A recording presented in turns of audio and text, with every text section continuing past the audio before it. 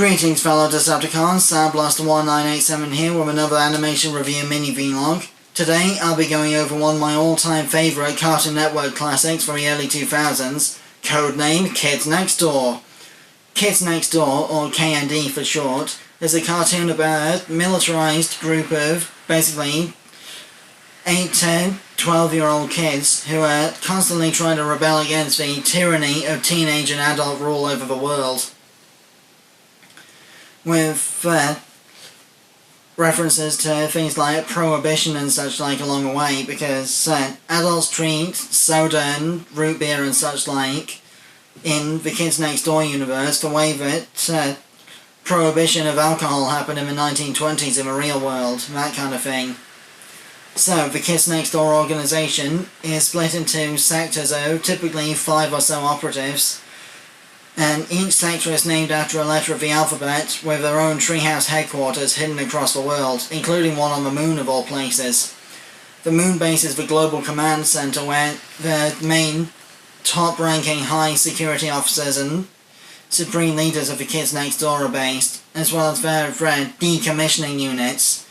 Decommissioning basically involves erasing the memories of former operatives when they leave the organisation, so that when they turn 13 they can't use their insider knowledge of Kids Next Door against the organisation as teenagers, because most of the teenage villains of the show are a group of ninjas working for the adult villains, most of whom are former Kids Next Door operatives who escape the decommissioning process on their 13th birthday, including a certain couple of individuals I'll get to later. So, most of the series of Kids Next Door revolves around Sector V, who consists of 5 main members plus a couple of honorary bonus members whose number designations are a clue to their identity in one way or another, and a clever reference to one thing or another. So, number 1, Nigel Uno. Uno is the Spanish word for the number 1. And coincidentally, it was part of a Spanish lesson at primary school that I first watched an episode of Kids Next Door in Spanish, since I didn't have access to Cartoon Network growing up and rediscovered it years later. But yes, Nigel Uno is the leader of Sector V, but not the overall Kids Next Door network. I'll get to the leadership of that much sooner, later on in the video. Then, of course, this means that number 1 is the field commander for Sector V's operatives, and the one responsible for giving out all the orders and such, relaying moon-based orders to the Sector V team members. Then, number 2 is Hoagie P. Gilligan Jr., the second Hoagie P. Gilligan of his bloodline, hence the number 2. He is the, gadgets and engineering expert of the team, and also the pilot of all their larger flying vehicles, such as the Mosquito and such. He's the one responsible for all their 2x4 technology, weapons and gadgets and such. Number 3, Kuki Sanban, is of Japanese descent, and San is Japanese for the number 3. She is the, team's medic and morale booster, and she's also a little bit of a ditzy airhead at times, much like Cat Valentine from the Nickelodeon Victorious franchise. So she can easily be distracted by the Rainbow Monkeys collectible toy line franchise, cute animals, bright colours, rainbows, that kind of stuff. And also her long sleeves make it hard for her to actually type on computer screens and such. Number 4 is Wally Beatles. There were 4 members of a Beatles band in the 1960s, that's the number clue to his name. He is also, the hothead warrior of the team that is insistent on basically, answering pretty much any problem with brute force violence. He's also the weapons operator for the vehicles and such. And he's also accidentally found out that he's also the nephew of one of the low-ranking Kids Next Door villains, Lou Pottingsworth IV, the Toilinator, who is basically a bathroom-based villain who basically uses like a toilet seat lid as a helmet, along with a toilet roll sort of mask thing to hide his identity, and uses a plunger like a sword. I'll get back to him and the other villains later.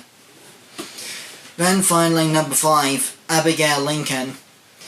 I'm not 100% sure what the, number 5 reference is with her, because, well, actually no.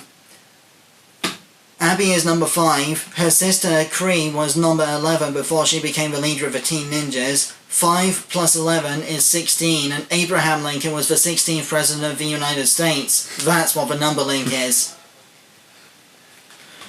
So, number 5 is the, second in command of Sector V, and she was also the former leader of the team sometime between her sister's defection to the Teen Ninjas and before number 1 was initiated into the KND. So, she wears a hat that was inherited from her sister when she was the leader of Sector V at one point. And also number 5 is a candy treasure hunter on the side, which brings her into conflict with other candy-obsessed villains like Sticky Bear the Pirate and Heinrich von Marzipan, the evil treasure hunter who is clearly based on some Indiana Jones villains. So, with that said, that's Sector V covered, with the exception of course, Bradley the Skunk, who was given the honorary title of number 6, and number 2's younger brother Tommy, who was a former KND operative called Number T, who later went rogue as a vigilante when he was exiled from the Kids Next Door. But, of course, Sector V may be the recurring cast of the series, but there are other characters along the way that were members of the main Moonbase setup, such as number 362, the current Supreme Leader of the Kids Next Door, Rachel T. McKenzie, a close friend of number 1 and the other Sector V members. She took over from a couple of other former Kids Next Door operatives. Number 264, Chad Dixon, was a former KND Supreme Commander from the early seasons, who escaped decommissioning on his 13th birthday, but tried to have everybody that knew about his 13th birthday coming up decommissioned instead as a cover-up. And then he ended up becoming second in command of the Teen Ninjas along with number 11, Kids Next Door former operative Cree Lincoln. Then, it turned out that Chad wasn't actually a villain at all. He was undercover with the Kids Next Door's secret, still allowed to work Teen Operatives Division, the Teens Next Door. Because he was still working undercover with the hopes that he would become the member of the Galactic Kids Next Door for Earth's candidate for the time being. But then in the final episode they ended up being number 1 instead. I'll get back to that another time. Then there's number 86, the head of a decommissioning team and the chief of security aboard the moon base, Francine Fanny Fulbright, the daughter of Mr. Boss, one of the main villains of the series. A tough, no-nonsense redhead who hates boys because of her annoying younger brothers who are also Kids Next Door operatives. And then, of course, there's the original Kids Next Door Supreme Leader from the series itself, number 100, who disappeared around Season 2 when number 274 took over. My guess is that he got decommissioned and was later seen in a teenager scene in later seasons, possibly with his memory erased and whatnot.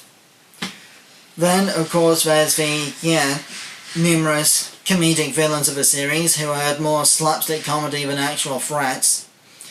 There's 2 adults called Mr. Wink and Mr. Fib, who have weird hairstyles and teeth and whatnot, that basically rely on their giant sort of tennis umpire / lifeguard chair as a sort of Spider Walker mecha type of thing, as a weaponized battle platform. There's an army of gruff, over-muscled ice cream men with 5 o'clock shadow stubble that don't like serving children, so they'll do anything they can to protect their ice cream supply for adults only. There's pretty much every teenager in the series who are mostly armoured ninjas working for other villains. There's the delightful children from down the lane, the former Kids Next Door Sector Z that ended up being brainwashed by the main villain father, using his delightfulization chamber, which basically is kind of similar to the Kids Next Door's decommissioning device, but basically delightfulization chambers provide a permanent brainwashing that forces children into the adult stereotype of what they think good behaviour in children ought to be. Well-dressed, smartly kept school uniforms and such like, and the Delightfuls tend to speak in unison and never seem to separate from each other. They were temporarily reverted back to Sector Z in the Operation Z.E.R.O movie, but this didn't last long. Then there's Father himself, who is actually number one's uncle, Benedict Uno, the younger brother of number Z.E.R.O, the legendary hero that started the 7th golden age of the kids next door when he was a kid, who normally is number one's completely oblivious, manly Monty Uno father. I'll come back to him in a separate video. But yes, among the other villains there's the Common Cold, a slimy, disease-ridden supervillain who has a handgun literally shaped like a sneezing nose, with a sort of ice bag thing on his head and a tube that leads from his nose into the handheld nose gun to fire actual snot blasts from his own illness at the opponent. And he also turned out to be the uncle of Anna, the secretary of the evil 4th grade president for life, who was a former Kids Next Door ally turned villainous child character. There are a few evil kids in the series, but not many, because most kids are Kids Next Door operatives. Then there's Mr. Boss, the leader of Evil Adult Industries Inc., which several of the Kids Next Door operatives' parents work for. And like I said before, Mr. Boss is secretly the father of number 86, though we didn't even realise this until number 86's slumber party in one episode. Then, of course, there's also other villains such as Nightbrace, Grandma Stuff'em, and the Crazy Cat Lady, Sticky Beard and his Candy Pirates, who I mentioned before, and Heinrich von Marzipan. Heinrich used to be a close friend of number 5 called Henrietta von Marzipan, but then a situation in Guatemala with a cursed personality caramel transition storyline went completely wrong, and all of the generosity and friendship of Henrietta got basically extracted into these glowing caramel fudge cubes, all of which were eaten by Henrietta, who had been transformed into the male villain Heinrich von Marzipan at this point, except for one caramel, which number 5 managed to save at the last minute, and convincing Heinrich to give away the last personality aspect caramel managed to revert the transformation and turn her back into Henrietta in the last second. So, that being said, there have been 6 or 7 seasons of the TV show, 22-minute episodes, each with their own 11-minute segment, and each episode segment had its own acronym, which, when spelled out at the start of the episode, tells you a little bit about what's going to happen in the episode, such as Operation Hamster, Operation Monkey, Operation No Pee in the Ool, that kind of thing. So, yes, the Kids Next Door series was actually a spin-off of another Tom Warburton series that never went anywhere called Kenny and the Chimp. Basically, the Kids Next Door was supposed to just be literally the kids playing in the next door garden to Kenny and his adopted chimpanzee brother. Well, Kenny and his chimp brother was supposed to be working for a mad scientist with an animal mutation called Professor Triple Extra Large, who is a recurring minor antagonist of the Kids Next Door series, with his various random animal mutations. A crab claw in one episode, a turtle shell in another episode, squid tentacles in another, etc. Basically, he's not really much of a villain, he's just a maniacal mad scientist that doesn't trust children, and is trying to A. invent the perfect snow cone flavour, and B. overthrow the evil parent-teacher association of a local middle school. Which is something the Kids Next Door should be able to appreciate, being, children that also hate PTAs and love snow cones. But with that being said, there are 6 or 7 seasons of the main series and 2 feature-length movies, Operation Z.E.R.O, which I mentioned before, and The Grim Adventures of the Kids Next Door, which is a Grim Adventures of Billy and Mandy crossover, with a brief blinking or missing cameo by Ed, and Eddie in the process. Basically, in Operation Z.E.R.O, Father enlists his own father to become the villain Grandfather, and Grandfather turns everyone he touches into senior citizen zombie monsters, including most of the Kids Next Door operatives, leaving only number 1 as the survivor. Then he figures out a way to resurrect number 0 and bring back everybody else in the process with a recommissioning device, that kind of thing.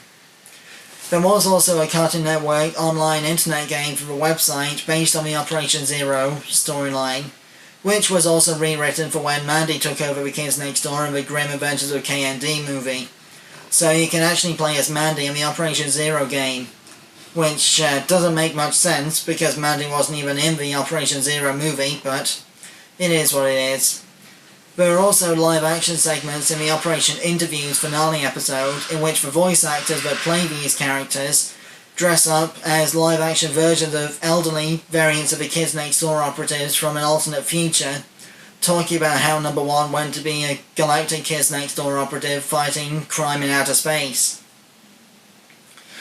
Kids Next Door also features other storylines like Number 1's girlfriend, Lizzie Devine, a Star Trek Mirror Mirror episode where a swimming pool that leads to a swappable alternate dimension where far from the delightfuls are good and the kids next door are evil, complete with Number 1 having a mirror spot goatee.